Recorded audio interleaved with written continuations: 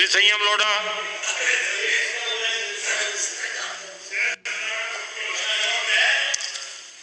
माननीय सभापति महोदय,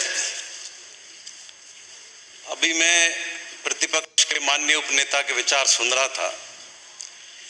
उन्होंने कहा कि कोरोना गवर्नर हाउस में घुस गया और मुख्यमंत्री का कार्यालय भी उससे छूता नहीं रहा।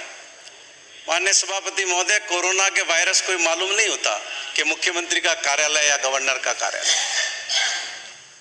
उत्तर प्रदेश में आपकी सरकार के 2 मंत्री कोरोना से मौत को प्राप्त हुए। वो बेखौफ होकर के हिंदुस्तान के गृह मंत्री के घर में घुस गया। वो बेखौफ हो गया और माननीय सभापति महोदय, ये भी घुस गया। माननीय सभापति महोदय,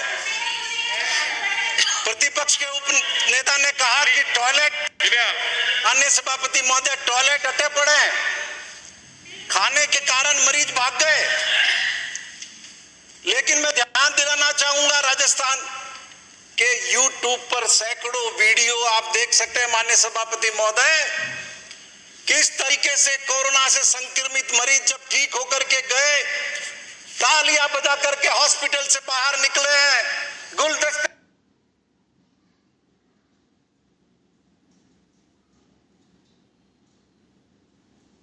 लेके बाहर निकले तो आरती उतार करके मायों ने नाची। मैं आपको याद दिलाना चाहूंगा माननीय सभापति महोदय, मार्च में हम स्थगित करके गए थे और इसलिए गए थे कि कोरोना से राजस्थान के लोगों की हिफाजत कर सके। और राजस्थान के लोगों ने देखा कि उनका मुख्यमंत्री, उनका चिकित्सा मंत्री, उनका प्रशासन, सफाई कर्मी, पुलिस का कांस्टेबल, आशा सहयोगी, ANM, डॉक्टर किस कर्तव्य परायणता के साथ राजस्थान के 8 करोड़ लोगों को संभाल रहे हैं। कोविड फंड में 6 करोड़ से ज्यादा रुपया भामाशाहों ने दान दिया। माननीय सभापति महोदय, ये इस सरकार की विश्वसनीयता और मुख्यमंत्री जी के नेतृत्व के प्रति उनका भरोसा था। और भारतीय जनता पार्टी को क्या कोरोना पर बोलने का अधिकार है? शांत रहे। एक तल्लीनता के साथ, तन्मयता के साथ, उत्साह के साथ, अपनी जिम्मेदारी के साथ जो मुख्यमंत्री राजस्थान के लोगों की रात दिन देखभाल करने में लगे हुए थे, उनको डिस्टर्ब किसने किया? किसने उनको फेयरमाउंट से लेकर के जैसलमेर तक पहुंचाया? और माननीय सभापति महोदय, क्या हुआ उससे? वो देश के सामने प्रजातंत्र की रक्षा करने वाले सेनानी के रूप में सामने आए। मेरा पुणे सभी से आग्रह है, कृपया बीच में इंटरव्यू नहीं करें, बैठे बैठे बोलने की आदत छोड़िए, कुछ तो सीखिए। अभी आपके नेता को भी बोलना है। कोई प्रॉब्लम है बैठे बैठे? आपको प्रॉब्लम है तो बाहर जाइए, वरना शांति से सुनिए। बिल्कुल अलाउ नहीं करूंगा मैं। संयम लोढ़ा। हरित फरोख्त से लड़ने वाले एक संघर्षशील नेता के रूप में सामने आए, काले धन के खिलाफ जंग करने वाले एक योद्धा के रूप में सामने आए। और आपके इस कुकृत्य ने अशोक गहलोत को देश में नरेंद्र मोदी की टक्कर का चेहरा बना दिया।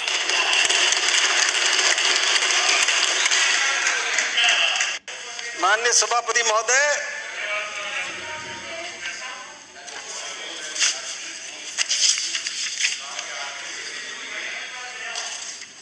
अभी मैं समझता हूं राजस्थान के इस सदन को,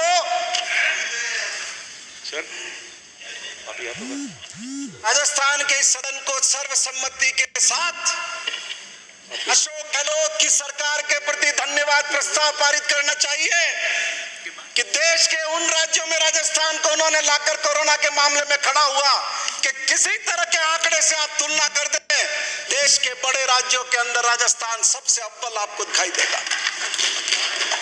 प्रतिदिन मौत का क्या आंकड़ा है देश का? 981 और राजस्थान 11। पॉजिटिव केस का क्या आंकड़ा है देश का? 68,507 और राजस्थान 1161। संक्रमित व्यक्ति की जांच का प्रतिशत का देश का क्या आंकड़ा है? 9.71 और राजस्थान 3.02। और कोरोना से मृत्यु का क्या प्रतिशत है? भारत का 2.09 और राजस्थान 1.53। क्या हम सबका दायित्व नहीं बनता है? माननीय मुख्यमंत्री जी ने किससे बात नहीं की, किससे चर्चा नहीं की? समाज का कौन सा ऐसा तबका है जिसको विश्वास में लेने का काम नहीं किया कि हम सब मिलकर के इस कोरोना के खिलाफ जंग को लड़ेंगे? माननीय अध्यक्ष महोदय, मैं आपके माध्यम से निवेदन करना चाहूंगा। अजमेर से आने वाले माननीय सदस्य ने कहा कि इस कोरोना में जो कुछ किया नरेंद्र मोदी ने किया और बाकी किसी ने कुछ नहीं किया। माननीय सभापति महोदय, 5 दिन देश की वित्त मंत्री निर्मला सीतारमण लगातार टीवी पर आती रही, 20 लाख करोड़ रुपए के पैकेज की घोषणा की। अब कोई हिंदुस्तान का नागरिक निकल करके बता दे उसकी जेब में 5,000 रुपए भी आए हो, किसी के भी खाते में 5,000 रुपए आए हो तो बता दे। सिवाय गुमराह करने के मैं आप सबको भी चुनौती देता हूं कि 8 करोड़ लोगों के राजस्थान में किसी के खाते में 5,000 रुपए आए हो तो खड़े होकर आपके माननीय सभापति महोदय, और देश के नौजवानों को यह पता चल गया है कि भारतीय जनता पार्टी न तो अर्थव्यवस्था को समझ सकती है न अर्थव्यवस्था को संभाल सकती है। क्या बेरोजगारी की दर को आपने कहां पहुंचा दिया? 45 साल के आपने रिकॉर्ड तोड़ दिए और आप बड़ी बड़ी बातें करते हैं। क्या आप रेवेन्यू का हाल है? भारत सरकार का खुद का रेवेन्यू अप्रैल से जून तक का जो टैक्स रेवेन्यू 4 लाख करोड़ रुपए होना चाहिए था वो 2,69,000 करोड़ पर आकर के खड़ा हो गया है। 32% तो भारत सरकार का खुद का रेवेन्यू कटा है। और मैं ये नहीं कहता, ये तो जीएसटी, नोटबंदी, कोरोना, इन सब का परिणाम है कि राजस्थान सरकार का भी टैक्स रेवेन्यू इस 4 महीने में 28% घट चुका है। लेकिन इन समस्त परिस्थितियों के बाद भी दृढ़ता मजबूत है, प्रतिबद्धता मजबूत है, लोगों के प्रति लगाव मजबूत है और लोगों का सरकार के प्रति आस्था का प्रकल्प मजबूत है। माननीय सभापति महोदय, अब इस सरकार ने, देश की सरकार ने क्या किया, मैं आपके ध्यान में लाना चाहता हूं। 10 जनवरी को चाइना ने ये जाहिर कर दिया था कि कोरोना संक्रमित मरीज पाया गया। भारत सरकार ने इस तरीके से दोहरे मापदंड अपनाए हैं। मैं उसका निवेदन आपके माध्यम से करना चाहता हूं माननीय सभापति महोदय। 17 जनवरी को चीन जाने वाले लोगों के लिए एक एडवाइजरी जारी की भारत सरकार ने और 5 फरवरी को चीन से आने वाले विदेशी नागरिकों के आने पर 5 फरवरी को रोक लगाई। 25 दूसरे देश जिनके अंदर 31 जनवरी तक बड़ी संख्या में कोविड पेशेंट सामने आ चुके थे, लेकिन इसके बाद भी उनके मामले में भारत सरकार ने कोई कदम नहीं उठाया। 3 मार्च को इटली, ईरान, दक्षिण कोरिया और जापान के नागरिकों के भारत आने पर रोक लगाई। अमेरिका, फ्रांस और स्पेन के नागरिकों के आने पर कोई रोक नहीं लगाई। 22 मार्च तक तो ये भ्रम फैलाते रहे और दुनिया भर के अंदर 22 मार्च तक 2,92,142 केस कोरोना के पॉजिटिव हो गए। इसके बाद भी माननीय सभापति महोदय, भारत सरकार ने अंतर्राष्ट्रीय यात्राओं को नहीं रोका, दुनिया के दूसरे देशों से भारत आने वाले लोगों को नहीं रोका और उसका नतीजा 23 मार्च के बीच भारत में 15 लाख लोग विदेशों से आए। 15 लाख लोग। ये किया नरेंद्र मोदी। लोगों के स्वास्थ्य से इस तरीके से खिलवाड़ किया। और क्या करते थे एयरपोर्ट पर आप? सिवाय तापमान जांचने के आपने कुछ नहीं किया। सीधा आदमी वहां से बैठ करके गांव में आ जाता था उतर के। ये ऐसे हिंदुस्तान के अंदर आज ये जो 29 लाख का आंकड़ा बना है, ये भारत सरकार के गलत रवैये और दोहरे मापदंड के कारण बना है। लोगों के स्वास्थ्य से खिलवाड़ करने का पाप भारतीय जनता पार्टी ने किया और कोरोना में आपको लोगों की चिंता थी? आप तो मध्य प्रदेश में वहां सिंधिया का जुलूस लेकर के जा रहे थे अपने पार्टी कार्यालय। मध्य प्रदेश में मार्च महीने में आप शिवराज सिंह चौहान की शपथ करा रहे थे। आप वर्चुअल रैली कर रहे थे, वर्चुअल मीटिंग कर रहे थे, पटना में भीड़ इकट्ठी कर रहे थे। ये सब काम आप कोरोना में कर रहे थे। शांत रहे, बिल्कुल अलाउ नहीं करूंगा, बोलने दीजिए उनको। माननीय सदस्य। और जैसे कि माननीय सभापति महोदय, आदत है देश के प्रधानमंत्री की, अचानक से रात को 8 बजे टीवी पर प्रकट होते हैं, 12 बजे से बंद, कभी नोट बंद, कभी देश बंद। और पूरे हिंदुस्तान का डोमेस्टिक ट्रांसपोर्ट बिना किसी सूचना के बंद कर दिया, पूरा हिंदुस्तान का। गरीब आदमी, मध्यम वर्ग का आदमी, कोई जाने का रास्ता नहीं, कहीं कोई ठौर नहीं। आप बॉम्बे की कल्पना कीजिए माननीय सभापति महोदय, एक एक कमरे के अंदर 20-20 लोग रह रहे थे, सैकड़ों लोग छोटे से कंपाउंड में थे, एक टॉयलेट यूज कर रहे थे। आज मुंबई की जो दुर्दशा हुई है, कौन जिम्मेदार है उसके लिए? भारत सरकार जिम्मेदार है, नरेंद्र मोदी जिम्मेदार है। किसी का अंकित नहीं होगा। लोग पैदल चले, बच्चे छोटे छोटे, छाले पड़ गए लोगों के, पैदल चल करके मर गए, लेकिन आपका दिल नहीं पसीजा। आप तो राजनीति करने में व्यस्त थे। अरे धन्यवाद दो अशोक गहलोत को, हमारे माननीय सदस्य जो राजकुमार शर्मा आते हैं, जब कॉन्फ्रेंस के अंदर उन्होंने कहा कि साहब लोगों को कठिनाई हो रही है, पैदल जा रहे हैं लोग, ऑर्डर निकाला, जिस किसी एसपीओ के एरिया के अंदर कोई पैदल जाता हुआ दिखा, सस्पेंड कर दिया जाएगा। पूरे राजस्थान के अंदर बसों से, ट्रेन से भेजने की व्यवस्था की, पूरा राजस्थान साक्षी है। मैं स्वयं सैकड़ों लोगों के बसों में बिठा करके रवाना किया, हर जगह वो शेल्टर होम बनाए, लोगों के खाने का इंतजाम किया। और हमें संतोष कि हमारी सरकार ने अपने मानवीय कर्तव्य का, हमने उस इंसानियत के जज्बे को भूले नहीं, चाहे जैसे भी हो। मुख्यमंत्री जी का यह कहना कि कोई भी व्यक्ति भूखा नहीं सोएगा, इसका एक संदेश होता है, और उस संदेश को हमारे प्रशासन ने समझा। विराजी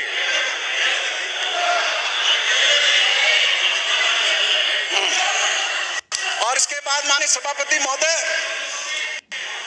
पर्सनल प्रोटेक्टिव इक्विपमेंट,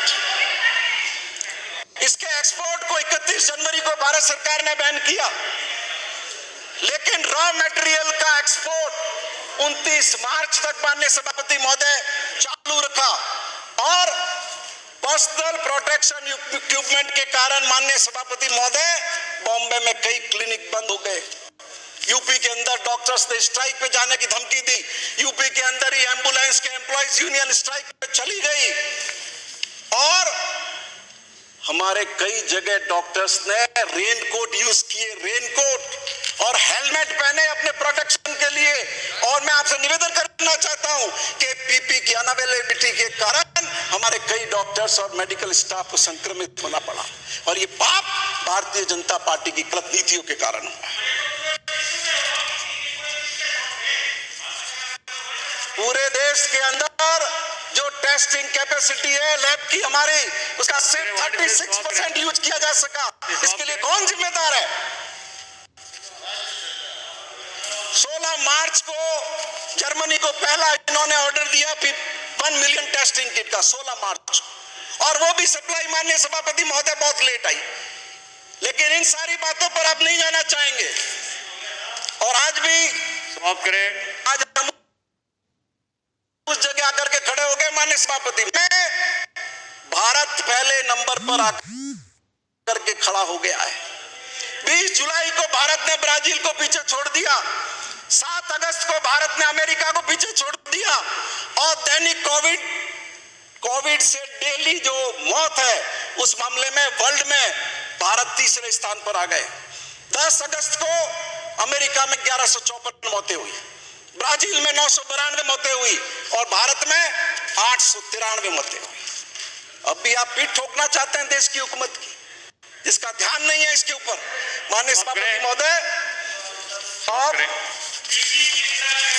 अब मैं आखिर में 2 मिनट में खत्म करता हूं, आपकी आज्ञा नहीं है तो।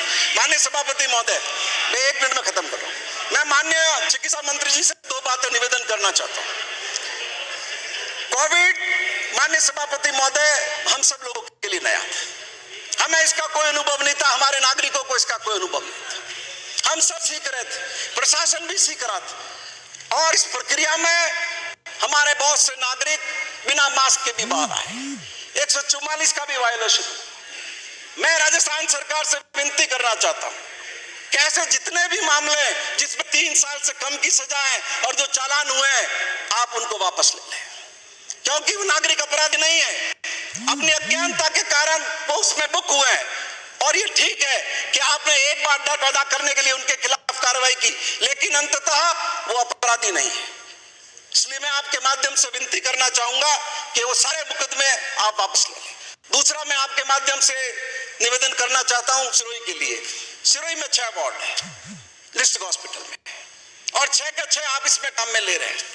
अभी क्षमता का उपयोग आपका नहीं के बराबर हो रहा है। जितने बेड की कैपेसिटी वहां पर है, उसका 10% भी यूज नहीं हो रहा है।